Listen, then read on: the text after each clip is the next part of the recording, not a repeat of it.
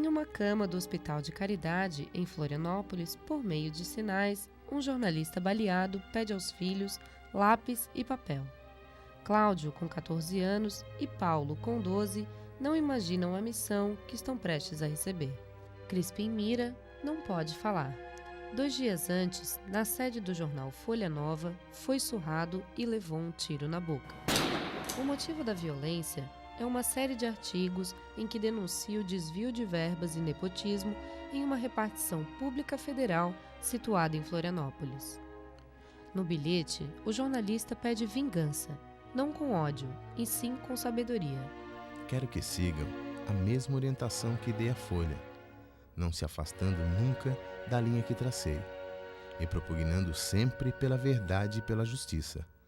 Tratem sempre os humildes com bondade.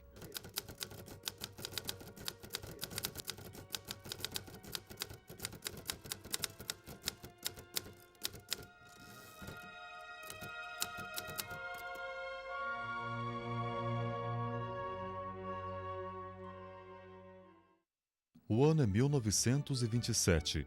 Na capital catarinense, a Ponte Hercílio Luz, que ainda não completou um ano de inauguração, e o Porto de Florianópolis são sinais que a cidade está se urbanizando. A construção da Ponte Hercílio Luz, que era considerada na época a maior obra de engenharia da América do Sul, reunindo aqui em Florianópolis uma população de operários muito grande, não só brasileiros, que de toda parte vinham para cá para trabalhar na obra, mas também argentinos, uruguaios, paraguaios e alguns europeus. Nascida na capital em 1905, Dona Domingas recorda do tempo em que a cidade ainda estava em crescimento. Não tinha tanta gente assim para ter muita gente na rua, agora sim, né? Agora faz muitos anos isso, foi aumentando a população, as coisas. Hoje a gente olha para isso aqui, às vezes o que tem vontade de ver, uma foto antiga da cidade. Os cerca de 40 mil habitantes de Florianópolis só podiam saber das notícias pela conversa com os amigos, cartas, telegramas e jornais impressos, já que a primeira emissora de rádio da capital, a Guarujá, foi instalada em 1943 e as primeiras transmissões de televisão, como a TV Cultura, foram realizadas quase 3 décadas mais tarde. Os veículos de comunicação, os jornais, na época não tinha ainda rádio nem televisão, os jornais tinham uma forte participação na vida partidária do Estado. Então, ou se atrelavam ao partido do governador, ou eram contrários, faziam oposição ao partido daquele que estava no poder do Estado. As notícias sobre o governo de Adolfo Konder e o cotidiano da capital catarinense podiam ser lidas em jornais como a República, o Estado, a Notícia e o Folha Nova. Os jornais eram um meio de comunicação muito importante. Nessa época, década de 20, década de 30, Florianópolis tinha uma sequência de jornais muito grande. Teve época em que chegava a ter 4, 5 jornais diários aqui. O proprietário do Folha Nova era Crispim Mira, um joinvilense que chegou à capital em 1908. Os arquivos da Catedral São Francisco Xavier, em Joinville, no norte do estado, ainda guardam um documento importante relacionado à história do jornalista. Este livro registra o nascimento de Crispinzinho, como era chamado pelos pais, Crispim Antônio e Rosa Malha. A data é no dia 18 de setembro do distante ano de 1880. Crispim Mira passou a infância em Joinville com mais 4 irmãs. Aos 19 anos, o filho de comerciantes começa a exercer o jornalismo no Gazeta de Joinville e no Jornal do Povo. Os próximos 10 anos da vida de Crispim Mira são marcados pela atuação jornalística em jornais de Joinville, Florianópolis e Rio de Janeiro. Os artigos escritos por ele davam destaque para a cobertura política. Mais tarde, o jornalista também atuou como advogado provisionado.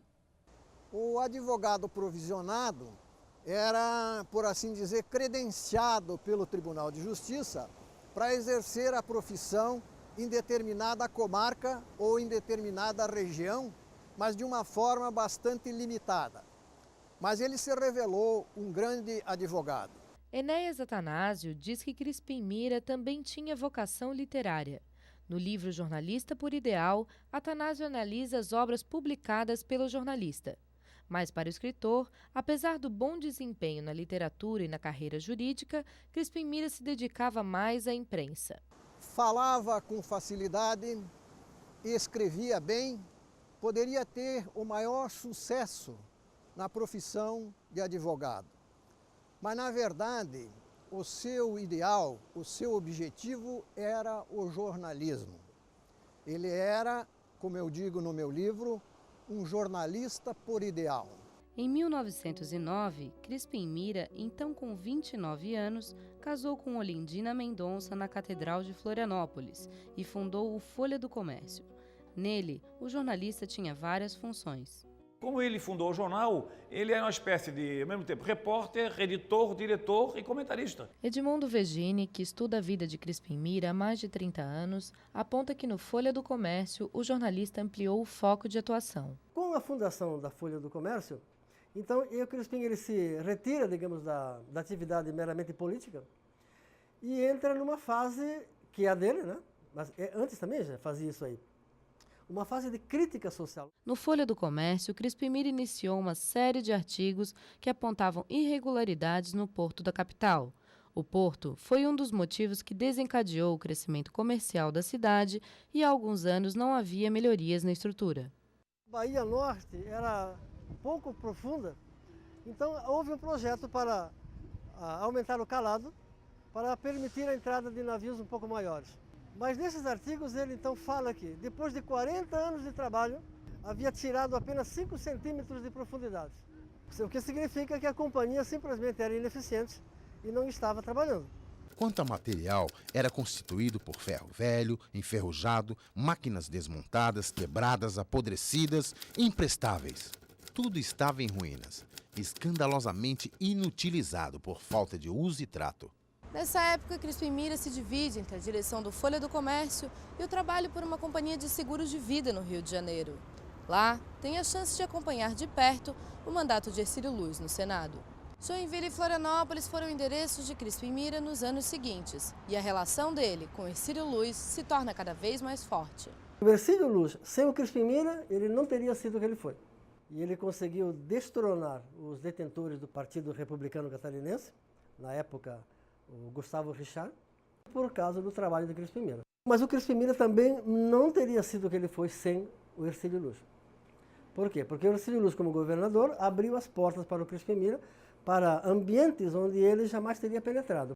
Em novembro de 1926, ao fundar o Folha Nova, Crispim Mira retoma as críticas contra o porto de Florianópolis. Nessa maravilhosa terra, havia uma repartição mantida pelo governo da metrópole, destinada à execução de obras que diziam respeito aos interesses da pátria. Durante 37 anos, de 12 em 12 meses, eram canalizados para ele 400 a 800 contos de réis. As denúncias não são feitas de forma direta porque seguem características do texto jornalístico da época.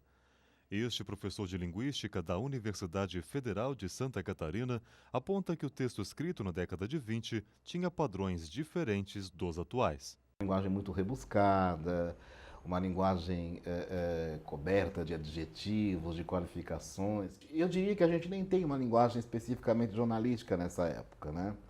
Quer dizer, o que a gente tem é as pessoas que vão escrever no jornal, elas escrevem da mesma maneira com que ela escreveria no espaço literário. Quem leu os artigos do Crispim Mira sente que ele era agressivo, principalmente quando ele tratava de assuntos que diziam respeito aos problemas que ele estava querendo resolver.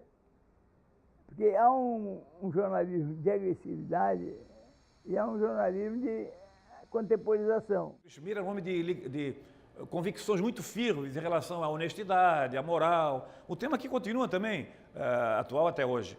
E não concordava com atos de desonestidade na administração pública. O último artigo escrito pelo jornalista no dia 15 de fevereiro de 1927 e que mais tarde foi conhecido como o Artigo da Morte pelo Folha Nova, desencadeou uma reação em Tito Lopes, o administrador do porto, que decidiu acabar com o silêncio e tomar uma atitude. Nessas minhas buscas, eu encontrei um processo de exibição de autógrafo, movido por Tito Lopes contra Crispim Mira como uma medida preparatória para uma ação criminal contra ele por crime contra a honra. Crispim Mira seguiu trabalhando normalmente e a ação judicial movida contra ele não foi adiante. Um fato abalou de forma trágica a carreira dele.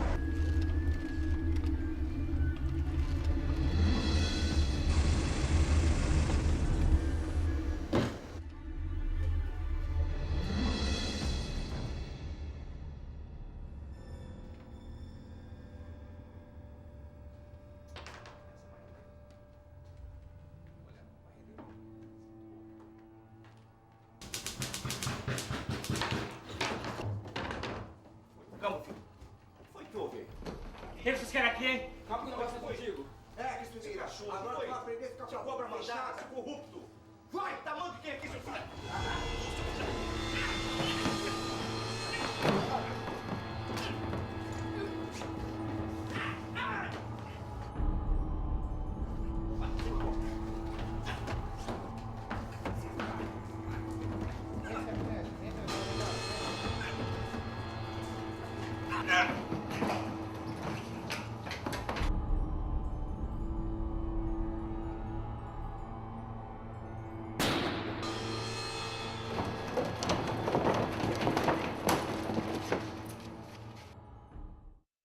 Nós estamos aqui na esquina da rua Tiradentes com Luiz Machado. Isso interessa para essa reportagem, porque aqui ocorreu em 1927 o atentado à sede da redação do jornal Folha Nova, em que foi assassinado Crispim Mira. Consumado o atentado, eis que eles fogem apressadamente e se dirigem para a estação da Agronômica. Em seguida, Crispim é recolhido por Petrarca Calado e é conduzido ao Hospital de Caridade, onde ele permanece durante vários dias e entre os quais ele é submetido a uma cirurgia para a extração da bala sem uso do clorofórmio, que não fez efeito, que era anestesia. O laudo feito em vivo, eles evidentemente tinham dificuldades de fazer um exame mais aprofundado. Então eles se basearam numa radiografia que foi tirada e que localizou o projétil, e os autores do laudo disseram que esse projétil estava entre a primeira e a segunda vértebra, então nessa área por aqui, né? Enquanto o jornalista permanecia no hospital, Petrarca assumiu a direção do Folha Nova. O estado de saúde de Crispim Mira era estampado nas primeiras páginas dos jornais. Durante a recuperação, Mira utilizava gestos e a escrita para se comunicar. Certamente o que ele tinha era dificuldade de articular, não só pela região estar irritada, inflamada pelo próprio tiro, pelo traumatismo mecânico, como também ele teria a infecção, a inflamação, tudo isso, e a dor, né? E certamente ele não estava podendo articular perfeitamente a palavra. Ele poderia dar depoimento falando com alguma dificuldade, com muita dificuldade, articulando muito mal. O grupo que invadiu o jornal foi preso temporariamente e confirmou à polícia que estava na redação do Folha Nova no momento do crime, mas negou ter atirado no jornalista. Os acusados colocaram a culpa no assistente de redação, Petrarca Calado.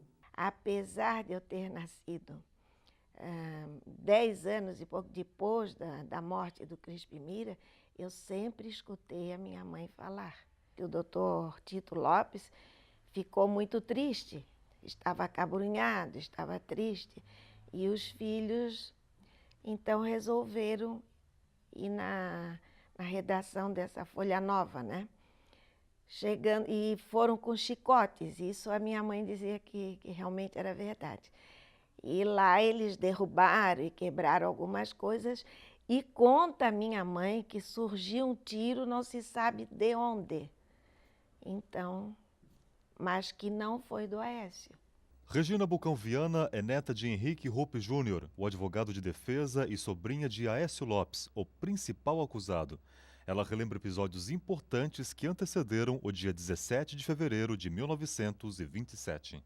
Minha mãe contava que o Crispim Mira era um jornalista que começou a falar do pai do Aécio, né?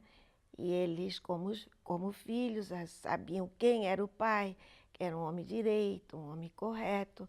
Eles foram pedir, inclusive meu avô Rupe foi também pedir que ele parasse de falar as coisas sobre o doutor Tito Lopes, né, que era o pai do Aécio, e não foi atendido. Crispim Mira enfrentou uma recuperação complicada com muitos dias de febre alta.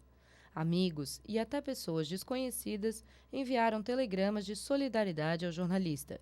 Na madrugada do dia 5 de março de 1927, 16 dias após o atentado, a cidade recebe a notícia da morte de Crispim Mira por infecção generalizada. Ele morreu em consequência da perfuração. Isso criou uma porta de entrada para germes. E esta área é uma área assim, crítica nesse sentido, quer dizer, pela presença de bactérias que podem realmente provocar infecção. E a septicemia é quando essa infecção não é controlada e se dissemina pelo corpo inteiro. E hoje nós teríamos recursos, né, para fazer um acesso, uma limpeza perfeita e teríamos condições de tratá-lo com antibióticos, que na época não existia. Foi daqui dessa igreja do Hospital de Caridade que o corpo de Crispim Mira saiu para ser sepultado. Era aproximadamente 4h30 da tarde. O comércio local havia fechado as portas horas antes. O cortejo passou em frente à redação do Folha Nova, na rua Tiradentes, seguiu pelas principais ruas da cidade até o cemitério São Francisco de Assis, mais conhecido como cemitério do Itacorubi, uma distância de aproximadamente 8 quilômetros. Cerca de 10.000 pessoas prestaram as últimas homenagens ao jornalista em um trajeto que durou 2h30. Em uma entrevista gravada em 1978, o tio de Crispim Mira, Moacir Gomes de Oliveira, conta que acompanhou o funeral. Um enterro como eu nunca vi na minha vida. Olha, o caixão tinha saído da igreja, já ia a caminho da Praia de Fora, lá no cemitério. A meio caminho ainda tinha gente cá no hospital, acompanhando uma verdadeira, digamos assim, uma procissão. Era tal o número de pessoas, principalmente do povo, né? Que o Crispim sempre foi um tipo popular, né? Tipo até mitológico. Um mito, era um mito. O Crispim era um mito, foi um mito. 13 dias depois do enterro, Olindina, a esposa de Crispim Mira, moveu uma queixa-crime contra Aécio Lopes, Antônio Selva, Sebastião Coelho e João Pio Pereira. O acervo do Museu do Judiciário Catarinense guarda uma cópia autenticada deste documento. A queixa-crime, com 20 páginas, descreve o atentado contra Crispim Mira, relatando inclusive que Cláudio, o filho dele de 14 anos, levou várias chicotadas. No documento também estão anexados testemunhos, exames de corpo de delito e o laudo cadavérico do jornalista. Essa aqui é uma cópia do inquérito policial, uma queixa-crime do processo do julgamento do jornalista Crispim Mira. Ela foi achada aqui no Fórum da Capital, foi localizada no Fórum da Capital, quando eu buscava documentos para compor o acervo do Museu Judiciário. Nós procuramos os originais do processo na comarca de São José, porque essa cópia está aqui porque o original foi provavelmente para a comarca, porque o julgamento foi transferido para lá. Não tivemos notícia do documento original, fizemos uma busca na década de 90 e no começo de 2000 também fizemos uma busca nesse processo, porque teve pessoas pesquisando aqui, queriam saber onde estava o processo original, Aí nós não temos, e esse é o único remanescente do documento que fala do julgamento do jornalista Crispim Mira. É uma queixa-crime, o nome da esposa dele, Olindina Mendonça Mira, e ele vai ser restaurado, inclusive, para ser depois exposto no museu. O julgamento dos acusados deveria ocorrer em Florianópolis, onde aconteceu o crime, mas foi desaforado para a comarca de São José. Na linguagem jurídica, desaforar um processo é permitir que ele seja julgado em uma outra comarca. Ocorrerá o desaforamento de um processo para uma outra comarca quando a ordem pública reclamar, quando houver dúvida a respeito da imparcialidade do julgamento, ou houver risco à segurança das pessoas que trabalham no processo, como o juiz, os jurados, o promotor e o advogado. 81 anos depois do julgamento, o sobrinho de um dos acusados revela o que a família fez para contornar a comoção popular. Ele ia ser julgado aqui. Então, meu avô teve que investir muito dinheiro, pagar muita coisa, para transferir. Tanto que eles foram julgados em São José, que lá seria um outro fórum, os jurados seria outro, não tão inflamado, E aqui estavam muito querendo justiça, vingança, e que prendesse, que matassem. E aí foi investido, não só pelo meu bisavô, também, acho que também pela família do próprio Tito Lopes. Eles gastaram muito para que o julgamento fosse feito lá, para mudar o fórum, para não haver um lixamento. Esse processo foi desaforado por questões puramente políticas. Primeiro, porque aos réus